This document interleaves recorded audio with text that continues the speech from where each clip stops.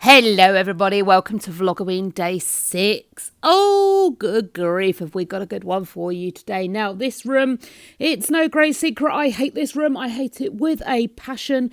It has been every colour of the universe that you can even fathomly imagine. We've even had colours mixed together to try and make a colour. It will not be a right colour for this room. There is not a right place to arrange the furniture in this room. It never feels cosy, warm, snug and relaxing. Also, as you can see from the state of this room, this isn't just normal mess. Please don't think we live like this. We are messy creatures, of course, but this is not a normal level of mess. Where we have been deep cleaning all the other rooms, everything's kind of just got dumped in here as a, well, we'll deal with it later, we'll deal with it later, we'll deal with it later. We haven't. Today is the day that we start dealing with it. Now, I'm getting a head start. Alyssa's upstairs. She's not feeling too great. But she is going to be down to join me later. And as you can see, I have got a lot to work through. And this dancey, fidgety thing, it's just because I am completely overwhelmed. I don't know where to start. Like, most people are like, well, start at the beginning. Start at the top of the room and work down. I can't get to the top of the room. There is nowhere for me to stand in this room, as you can clearly see, to start at the top of the room and work down. There is no organisation to the chaos in this room. So, yeah, it's just, what on earth do I do? Where do I begin? The panic and overwhelm was real. Dell was also home because he doesn't go out to work until the afternoon. It's afternoon when he leaves. It's well into the evening when he gets back. So he's here on my day off. And I felt so guilty with him. I've got a day off. I should be spending it with him. But I had to get this done. I mean, we can't live in this situation. So I kind of had to get it done. But I felt guilty because I wasn't sitting with him. I know Alyssa wanted to help do the deep cleans down here as well, so I felt guilty because she's upstairs not feeling very well and I'm starting on my own. Add that to the overwhelm of just the sheer amount of stuff I've got to get through and organise, and my brain was going, nah, just leave it. Just abandon it all. Just forget about Vloggoween. It's way too much to do. And just forget about it. Just completely forget about it. It will be fine. And you could just plod on with your normal little life and not be too bothered. But here is where things are starting to change, my fine friends. I didn't. Yes, I wasn't moving half as quickly as I can, and I know that. But I was desperately trying to work. I'm just checking whether that was glowing or not. I was desperately trying to work with my brain and my body to achieve things, but also respect the fact that my body and mind were feeling what they were feeling, this overwhelm and panic. Now, I must admit, I can't wait for you to see the end results. There was a bit that we didn't record. I don't know quite how or why or what happened, but there was a little bit that we didn't actually record at the very end.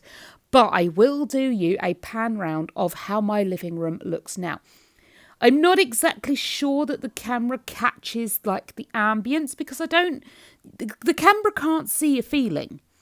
But I swear to you, this is the first time I have ever sat in this room and felt comfy and cosy and warm and wanting to be there. I sit in this living room of an evening now and Dell will be like, should we go up?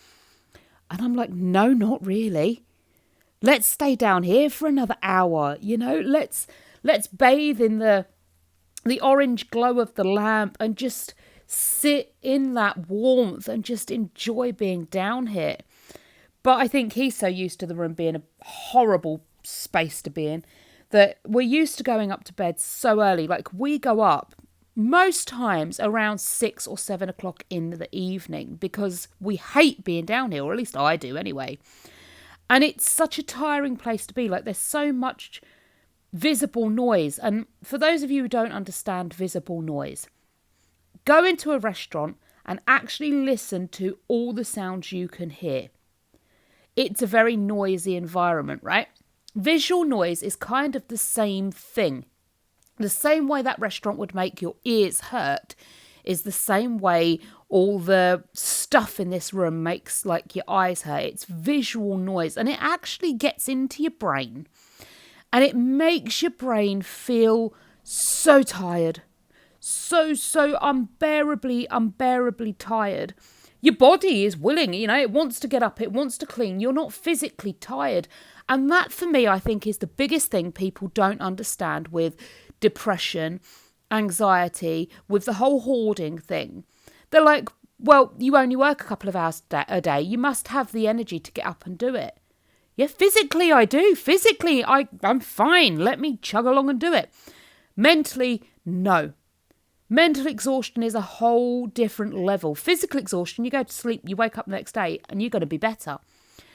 Mental exhaustion, it does not matter how much you rest and sleep. It's still there. It doesn't get better. And people think you're lazy because on the outside, you're not doing anything. A lot of people will start taking time off work sick. They won't go out with friends and socialise. They won't clean their house. And people say that's lazy because you're not doing any. They don't see you doing anything physically. They don't see you going to work for 12, 13, 14-hour shifts or whatever it is. They don't see you charging around after the children or going to the gym, socialising or whatever. And they think because that you don't have a busy physical activity life that you're being lazy. It's because they don't see the mental side of it. That's all it is. If they were to look at a person and see the outward manifestation of mental exhaustion, they would understand. It's because they don't see me, like I say, running around doing 12, 13, 14-hour shifts and then coming home and cleaning and doing all that. In their eyes, I have no right to be tired. I have no right to be exhausted. They'll say things like, well, I work 12 hours a day. I still come home and clean my whole house. I still come home and cook for the kids. I still go to the gym and socialise with my friends. Whoopee! Yes, I get that, and I would love to be like that. But the difference is when you go to bed at night, you get your hours of sleep. You get your 4 hours, your 6 hours, your 8 hours, whatever it is you get that is enough rest for you. You wake up in the morning and your body has rejuvenated. You've got all that same amount of energy that you had yesterday to use again today. The mental exhaustion mental exhaustion. I was going to say emotional exhaustion, although it's kind of the same thing. But mental exhaustion isn't rebooted with sleep. So I spend the whole day looking at all this clutter and the noise, the visual noise and that sort of thing, on top of physical exhaustion, because I still work hard. I mean, I'm only at work like 6 hours a day. But the job I do is a demanding job. I'm not just, doing something delicate. I clean caravans and hotel rooms for a living. So I am on the go. I do a hard job. So when I sit and I see all this mess and this noise and this chaos, and not only in my own home, but at work, like just out driving on the streets, you see a lot of mess and noise and chaos. It mentally tires my brain. Now, given that I have generalized anxiety disorder, my brain is always running on high alert. It's always running. It's always looking for the next disaster. How can I prevent it? What can I do? It's constantly in hyperdrive. So on top of the visual mess and noise, I've got this hyperdrive brain. Now I sit down at the end of the day, my body's tired from a day's work, and my mind is absolutely exhausted. I go to bed. I try to sleep. My brain won't turn off because it's still running 1,000 miles an hour. You can't just go to bed and go and shut it off. It's still running at 1,000 miles an hour. It's like a car engine with the accelerator stuck down. You can't just take the key out of the ignition and go night-nights. Doesn't work like that. So the next day when I wake up, my body has not had a nice full night's rest. My brain certainly hasn't had a full night's rest because your brain doesn't regenerate that way. So I come downstairs already tired and exhausted, and I look at the mess and the overwhelm and the chaos, and instantly that whole process starts again and it gets worse. And it's like a relentless erosion of your mental energy. And eventually that mental energy starts affecting your physical energy. And you can't do anything. It's a physical barrier. And people just keep saying things like, well, if you move more, you'll get more done and that will stop your brain from feeling this and you'll be able to do more and eventually the cycle will reverse itself. Completely understand that. And in some instances it works. However, the brain controls the body. The brain controls the body. Yes, to some extent the other way around. Like I say, the more I exercise, the better I feel, the more energy I've got. That's great.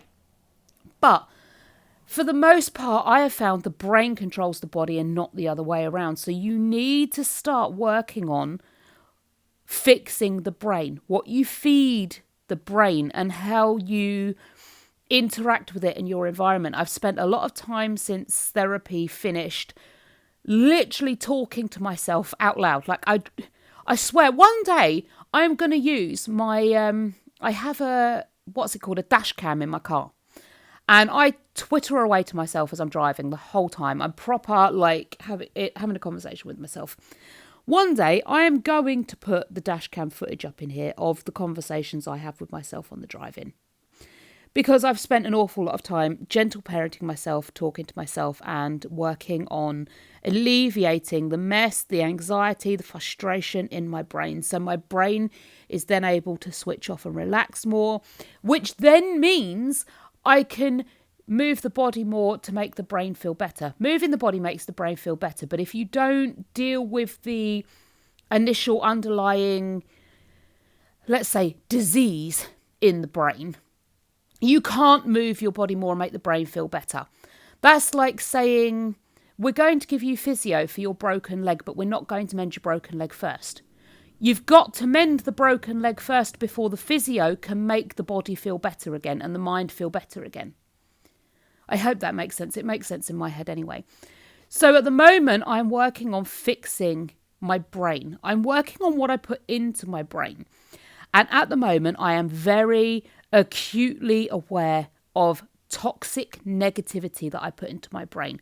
I absolutely, point blank, refuse to be around negative people and negative energies. If you are going to be like that, then I cannot and will not be around you.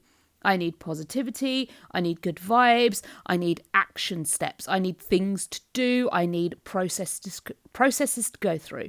I've spent a lot of time listening to motivational and positive podcasts and speeches and things like that.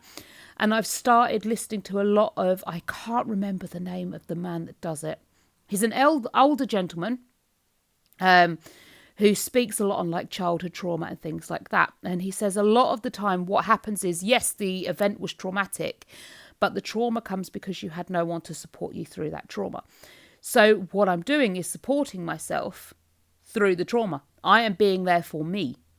And it really is working. So I'll share some of that dash cam footage with you at some point to show you how I'm processing this trauma, because a lot of people say, oh, I've got the key and I know how to fix this and this is what's helped me. Sign up to my free email service or whatever it is. And you're like, why would you gatekeep that? Why would you gatekeep something that makes you feel better?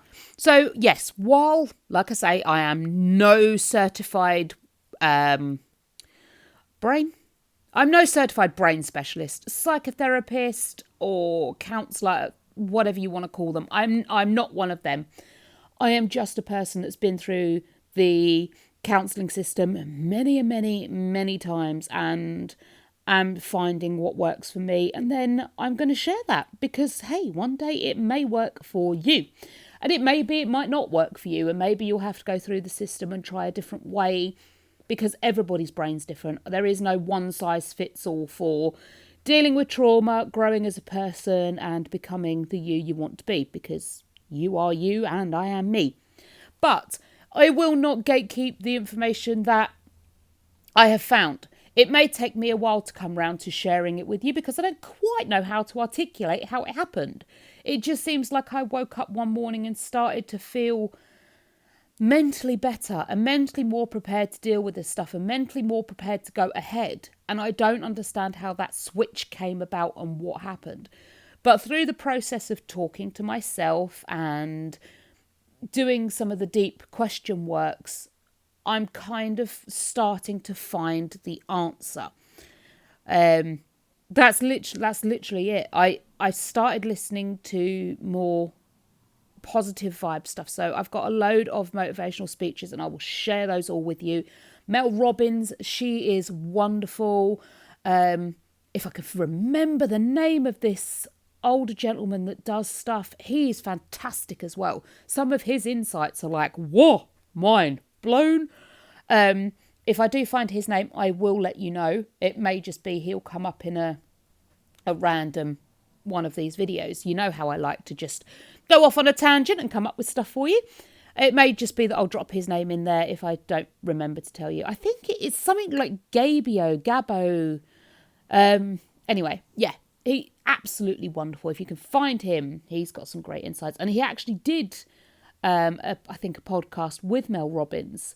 And it was that podcast I saw that basically led me to the aha moment of, yes, the trauma was bad, but it was having no one around me to help me process the trauma that made it worse. Because bad things happen to people all the time. But a lot of people don't go on then to have trauma.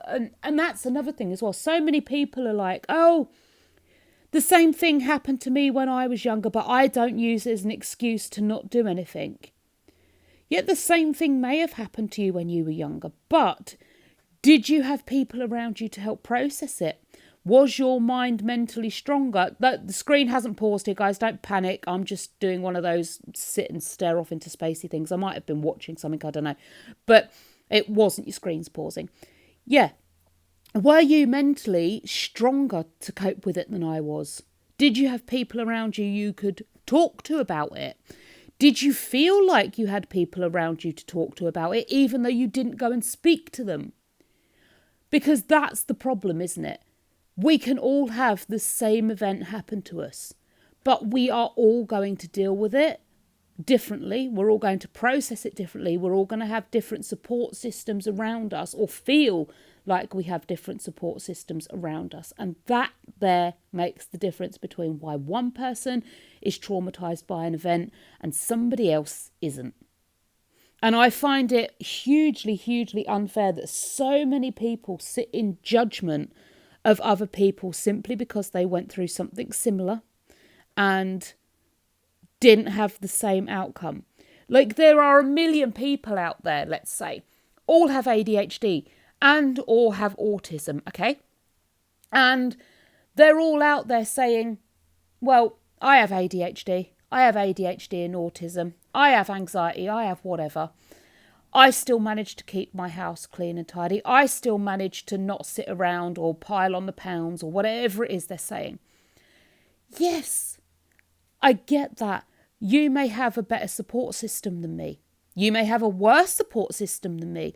You may mentally have, I don't know, something different that allows you to cope. You may have a better brain system than me. I don't know what it is, but the reason you are able to do different things to me is because you're not me. One of the things I have genuinely found to help and support people is simply asking, how can I help you? Like, I sat down with Dell, I think it was while I was doing the EMDR therapy. It could have been slightly after, I'm not quite sure. But I sat down with him and I was like, okay, so you aren't the you want to be, and I am certainly not the me I want to be. So how do I support you? How do I help you? What is it you need and want to do? And we do that. And he does the same for me. So how do I support you? What is it you need and want? What do I do? And sometimes we've been together like 21 years now. And we've been in the same rut and way of living all our lives, but all our lives together as well. And sometimes we forget to ask the question. So I'm consciously trying to remember, A, to ask the question, but B, also to remind him by saying things like, I need you to support me by X, Y, and Z. Or, I know you're supporting me like the best way you know how, and I love that. Can we try X, Y, and Z to make me fit, to help me achieve this goal right now? And he will. And we're both sort of leading each other in this weird little dance of, I'm not feeling supported. Here's how I need you to support me. Here's how I need to support you. And we're being very honest about whether we can or not give that level of support. I've also got very good at sharing with him how I'm feeling. So he will ask me, like, he'll be like, are you okay? And before I used to just say, yeah, I'm fine, because I couldn't be bothered to tell him how I was feeling, because I didn't think he would understand. And now I just say, yeah, I'm feeling overwhelmed. Yeah, I'm just feeling anxious. Or, yeah, I'm just feeling a bit meh. Don't know why, just feeling a bit meh. And he's like, anything I can do to make you feel better? No, I just need to feel a bit scabby for a little while. And that's it. I will just feel a bit scabby for a little while. And that's fine, because sometimes we all need to feel a bit scabby for a little while, don't we? Sometimes we just need to sit there and let the cry out.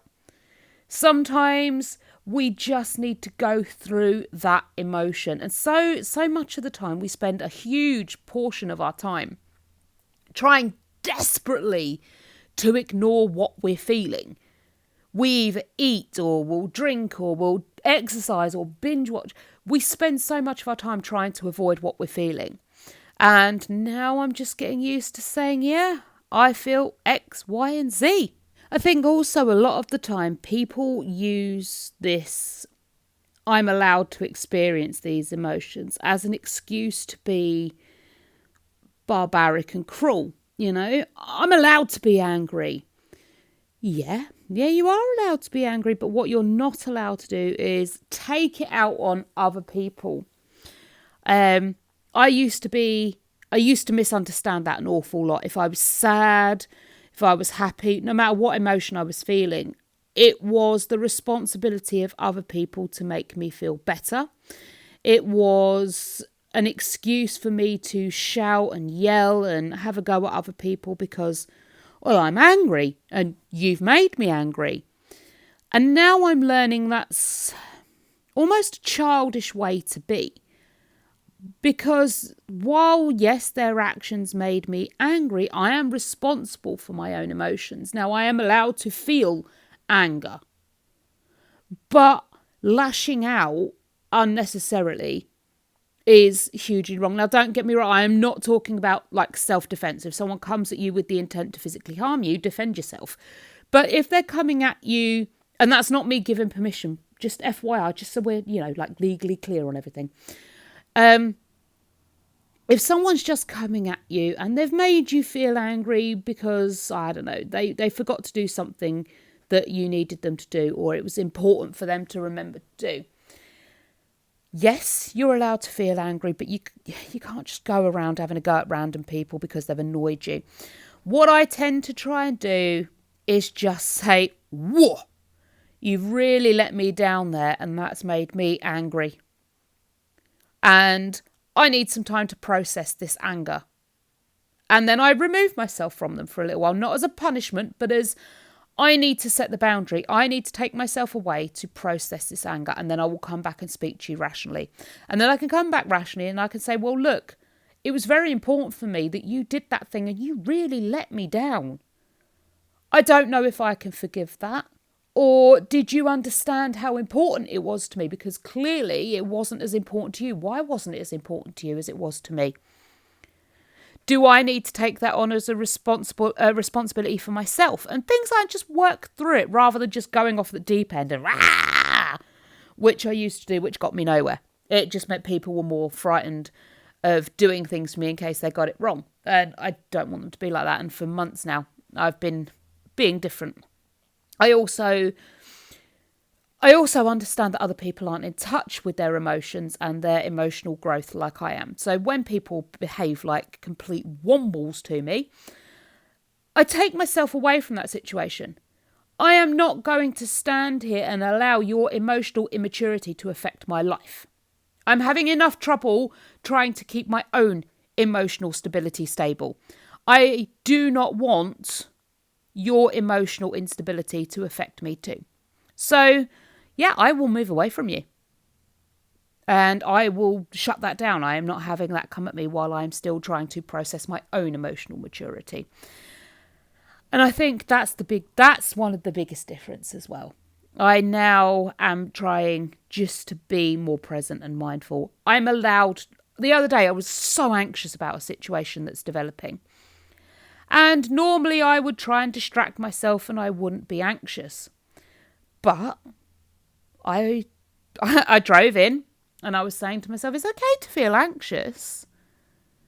We're not in trouble. We haven't done anything wrong, but it's okay that we feel anxious about the situation because it's a situation we've not been in before. So we are allowed to feel anxious and that is okay. I talk to myself, here's what I need. Here's how I can feel better. And actually, until we've gone through the situation, we can't feel better, but we are safe in this situation. And I move for it that way rather than binge eating. And actually, we're still processing the situation. But now, my anxiety is at a point where it's relatively stable. Occasionally, it'll flare up and it'll get really, pay attention to me again. And I just, again, talk through to myself, what is it I need? And sometimes, to be fair with you, I don't even get an answer. Sometimes I'm just so anxious, I can't hear what I need from myself. So I kind of just experience the emotion. I'm like, okay, I am anxious. I'm going to keep myself feeling safe. And I don't mean put away all the pointy things, that sort of keep myself safe. I mean, get a blanket, get myself a nice warm hot chocolate or something like that. I try and turn all the lights down and turn the telly off so I'm not so overstimulated. And I just sort of snuggle. I do things that keep me calm. I will watch one of my safe shows maybe, but I will have it on very quietly on a dimmed screen, just so I've got something there to help me feel a bit more secure, a bit more comfortable.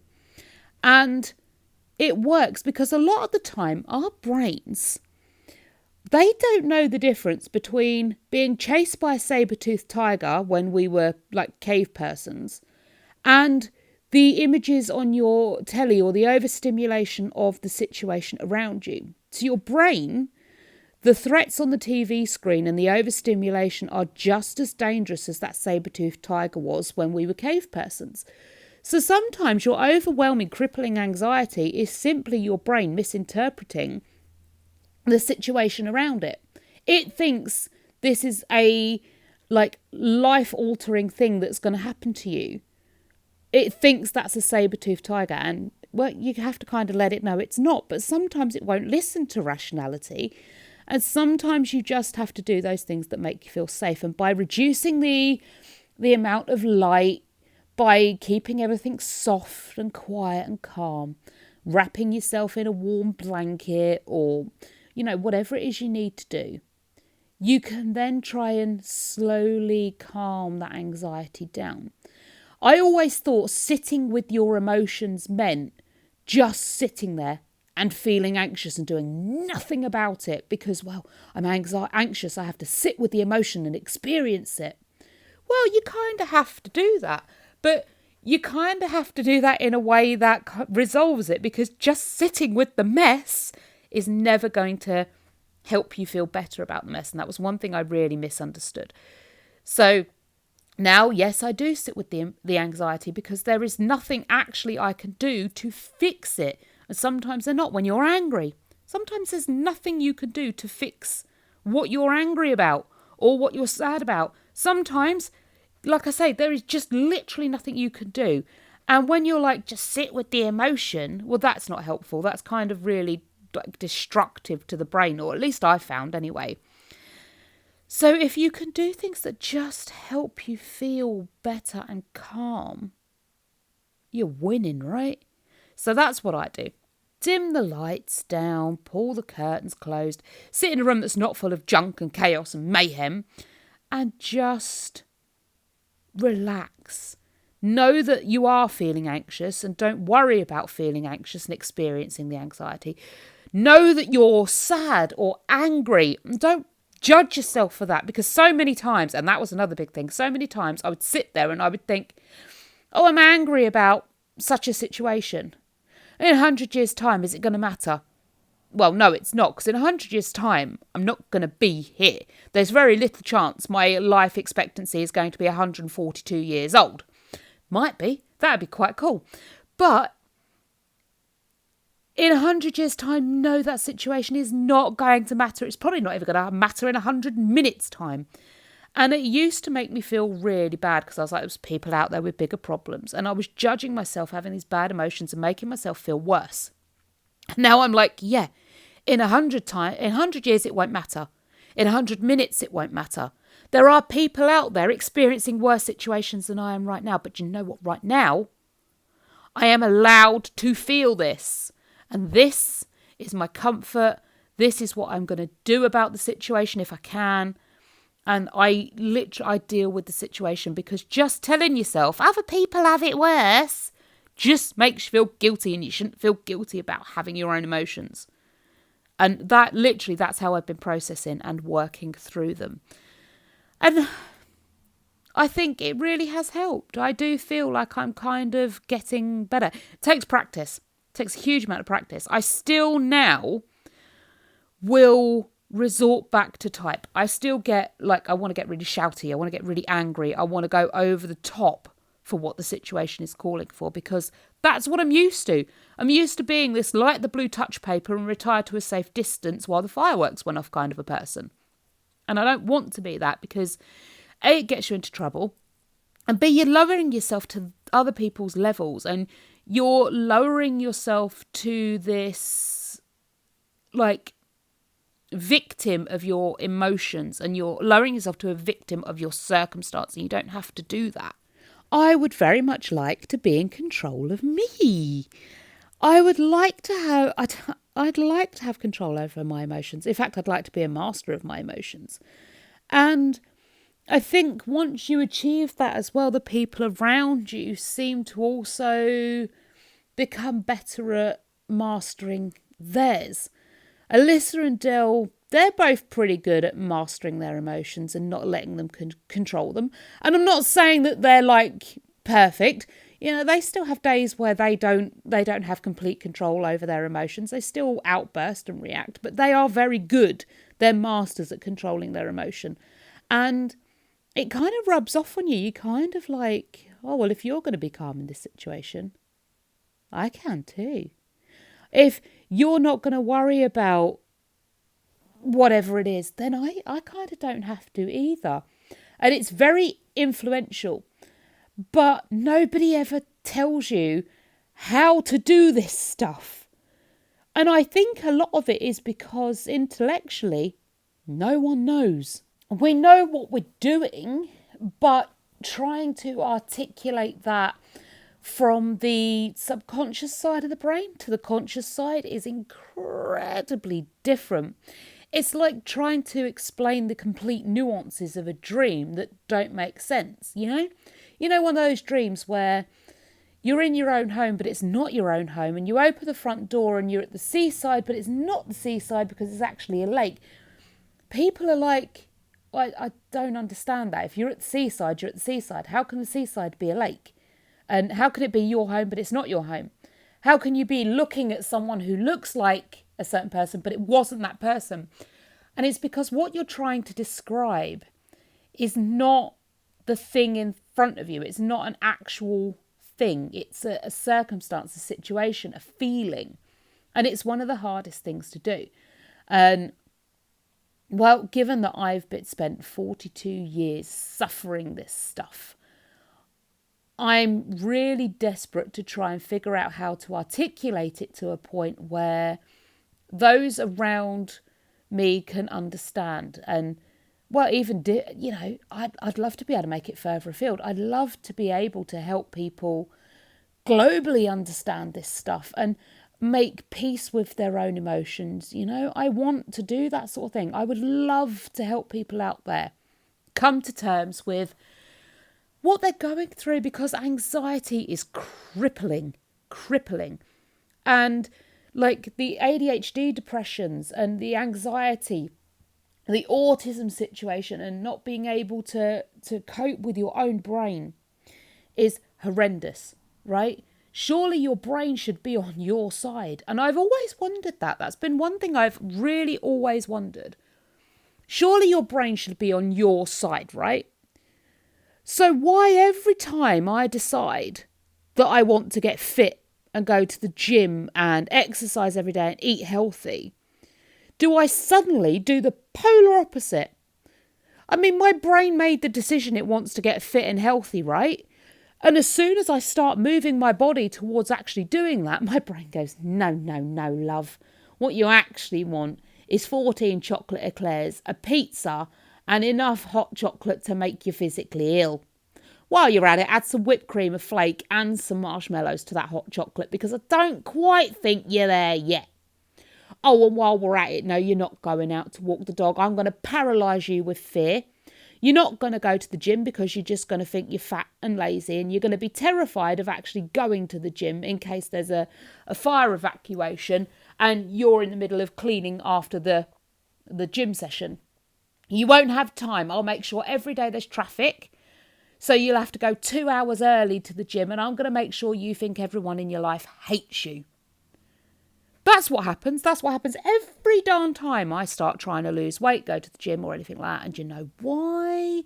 Do you know why? I always thought it was because my brain hated me and it did not want me to succeed. It doesn't. It doesn't. Your brain doesn't hate you. It wants you to succeed. But what it wants you to do is stay safe. It wants you to be safe. And if you perceive danger along any single one of those steps, your brain will do everything in its power to stop you taking those steps, because it wants to keep you going. It wants to keep you on this mortal coil and rocking and a-rolling. So you will perceive danger, like I did. Dell's angry at me. Well, that's not safe. I know from past experience. And I don't mean Dell's going to hurt me at all, because no.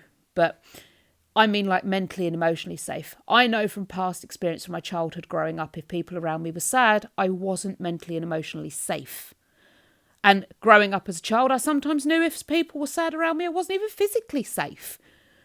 And that's carried on now. So every time someone's sad or angry at me, my brain goes, oh, we're not safe. Whatever you're doing, pack it in, sweet pea. And I will. Instead of looking at the situation now and going, do you know what? I am an adult. I am safe in this particular situation. And I need to converse with whoever I'm with. So let's say Dell again. And I just want to stress yet again that he puts me at no physical danger, no mental or emotional danger. I just want to be very clear on that, please, because otherwise people are going to get shouty at him and that's going to be sad. So let's say with the gym situation, I want to go to the gym and he seems upset and angry at me because I'm going. I need to speak to him. I need to say to him, look, I think you're feeling sad and angry and I'm perceiving it because you're acting this way, and this way. Now, if you are sad and angry because I'm going, can we talk about what's making you sad and angry so I can change that? Maybe you like to spend the morning having a cup of coffee and a cuddle with me before the day starts and you lose me to work and I lose you to work and, we're too busy to spend time with each other because the day has to progress. Would you prefer that I went in the evenings while you're at work and not at home? Because I can do that. Or am I just perceiving you're sad and angry and actually you're just a bit, miffed with something going on in your life? And I would talk through it. And once my brain no longer perceives the danger, then I can start going to the gym and feel happy about it. But it's all what you perceive as danger. So you need to look at your roadblocks in your life and decide why they are dangerous to you. And I don't mean traditionally dangerous to you. The situation is happening and you're not doing something because you perceive it to be dangerous or you perceive it to be a threat based on your past experience, like with Dell. he is no actual threat to me. But something in my brain is putting that roadblock in because I don't want that situation to happen again. I don't want him to be sad and angry at me because past experiences have taught me sad and angry means I am not physically and emotionally safe, because as a child I wasn't. So that's what I'm trying to get at. If you want to walk the dog every day and for some reason you never do, look at why. What is it about that situation? Oh, I just don't like being outside. You don't like being outside because why? Because it's cold and wet. Okay, so what did being cold and wet in the past mean to you? What did it indicate to you? Well, I was always locked outside as a child if I misbehaved, even if it was cold and wet. Well, there you go. That's your brain is telling you don't go outside because in the past that's been a bad thing for you. I hope that makes sense because it's very, very nuanced. Moving this room around. Maybe I didn't want this room to be a comfy, cosy environment because when I was a child, our living room wasn't a comfy, cosy place to be. We hid upstairs. We stayed upstairs all the time, which means I've never tried to put effort into being a comfy, cosy place to be down here because I don't want it to be a comfy, cosy place to be. I've never had that. I don't know what that is. And that's scary because change and new situations are scary. We don't know what's going to happen as an outcome for them. And actually, moving this living room around was hugely, hugely triggering for me. Hugely. I got so cross doing this.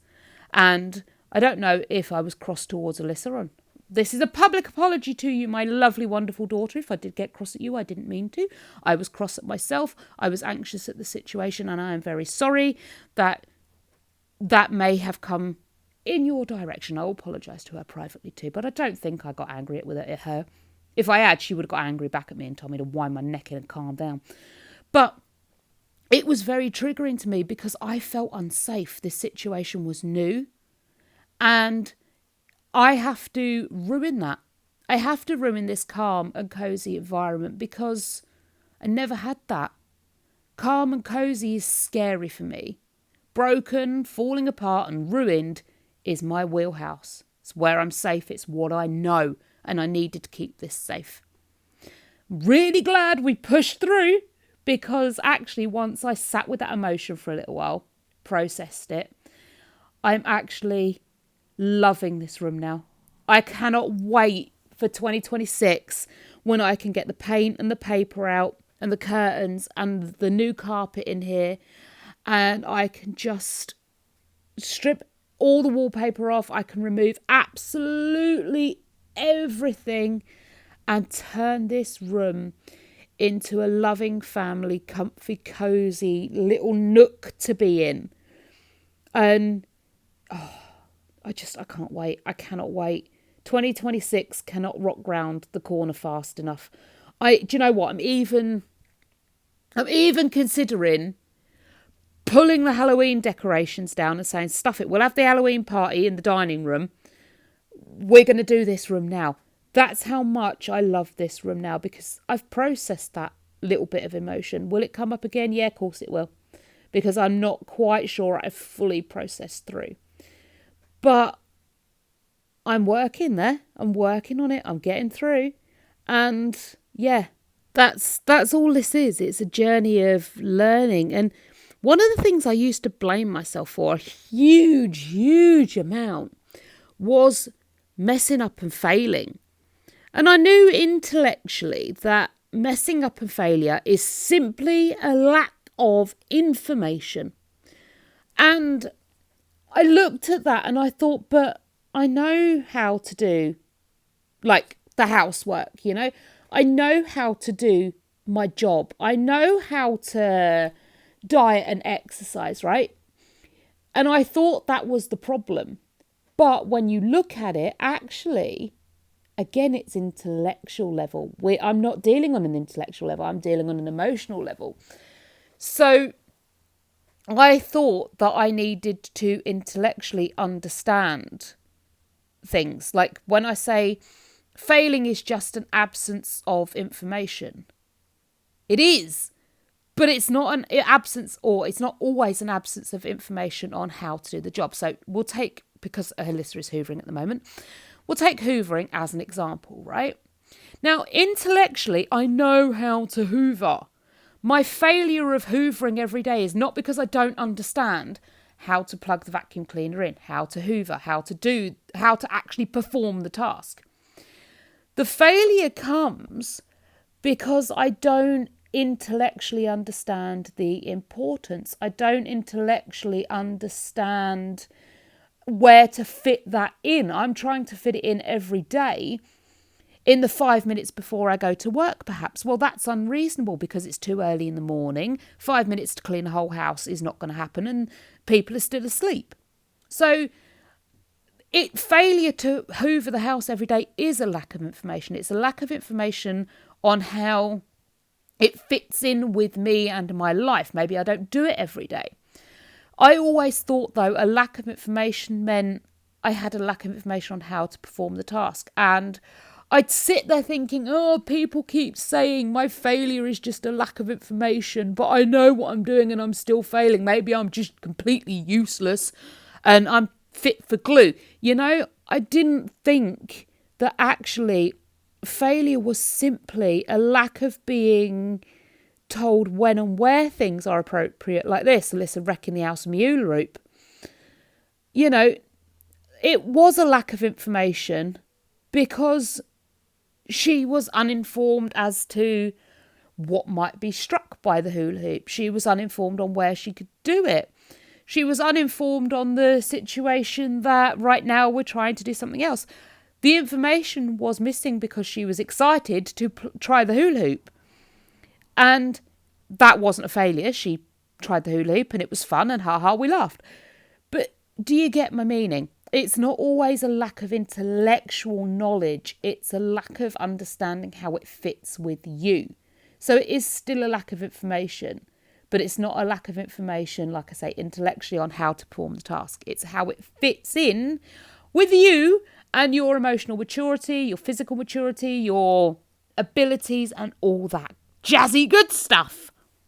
All right, now I do feel like I've been talking a very long time about this stuff. Now, it is massively, massively important to me, and it's massively, massively a massive subject. You think it's massive? I think it's massive.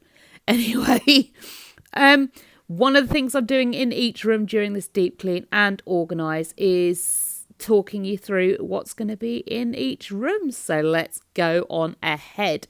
Now you will see the room, how it's arranged now, and that's how it's going to stay. But a few things are going to change. Obviously the colour's going to change. And what colour are we going to change it to? That's right, my friends, it is going to be taupe. Now, I did have a dream last night about someone getting very upset with me because I was choosing taupe to do my whole house in, and that wasn't good. And I should actually use the teal that I've been confusing it for. Now, was that an omen and I should actually use teal and not taupe in this room? I don't know. We'll find out, won't we? I don't actually really know what colour teal is. I'm going to have to do a little bit of a search. In fact, wait for me just 1 second. I'm going to go and have a look what colour teal is. All right, I'm back. Teal apparently is like a greeny, bluey kind of colour. You can get many sort of nuances of the shade. Like you can get a deep, dark sort of teal, and you can go really light sort of a teal. Must admit, I'm not. Teal kind of, if I've searched it right, teal kind of looks like the colour of my kitchen. And I do kind of like that colour, but not for in here. Not for this room. Teal, no. It's a, like I say, it's a nice colour. I've got it in my kitchen. I'm not slating anyone who's got a teal living room because, we all like what we like. But for me, teal, no. Taupe. We're doing taupe. Taupe in here with the seaside thing. Maybe I'll have teal accessories. Who yet knows? Obviously, the cream carpet on the floor, the woodwork's going back white. We're going to have some great big chunky oak shelves in the recesses behind me and Alyssa at the moment. Big clock on the wall. We're getting rid of that mirror. And we're going to have some lovely pictures on the wall. Where the door is, that's going to be a folding door, but we're also going to have a coat and shoe rack there. And yeah, New sofas, brand new sofas as well. They're going to be nice leather so I can clean them easier. So this, we were going to leave these here and then decided no, because you can't fit in the long 3-seater sofa because of where the 2-seater sofa is. So it cuts off seating. It's just pointless. I also didn't really like it. So we sat for a good while and we debated in our heads where we should move everything to and where it should all go. And we did come up with a plan as well. I don't think you're going to see any more cleaning. I could be wrong. I could be very, very, very wrong, but I don't know. We did spend a very long time talking this over, and we did get the rest of the room clean. Now, if you don't see that, what you are going to see next is a nice little pan around of this room. Beautiful, cosy and warm. And like I say, I can't wait to decorate it. I am itching to decorate it. I'm going to edit this bit out and we're going to see if there's any more cleaning and moving and decorating. Not decorating, cleaning, moving and organising. Oh, by the way, I have got video of cleaning and organising this cupboard. I don't know where it is. I'm going to find it. It might go up as a short. It might go up as a full video. I'm not sure yet. But it is somewhere. It does exist. I think it's on Dell's phone, not mine. And that's why I've forgotten to put it up and use it. So let's skip forward and see what happens. All right, I skipped forward. Yeah, there's no more cleaning in this video. So let's just have a quick look at what we managed to achieve and how gorgeous this room is now. So even during the day, I just love the way this room feels now. There's so much more space, it's more open, there's room for the cat toys and the star of our show, little Mr. Woody. There's a nice little communal area where we can sit and chat, and the coffee table is in the middle, accessible to everybody. Just feels so much better, but check it out when the lights go out. Is this not just... Oh, does it not just give you the feels? It is warm, comfy, cosy. That salt lamp is just giving out some really positive vibes. Normally the spiders are on, so they have their light, but I love this living room. I'll see you all when it's decorated for Halloween.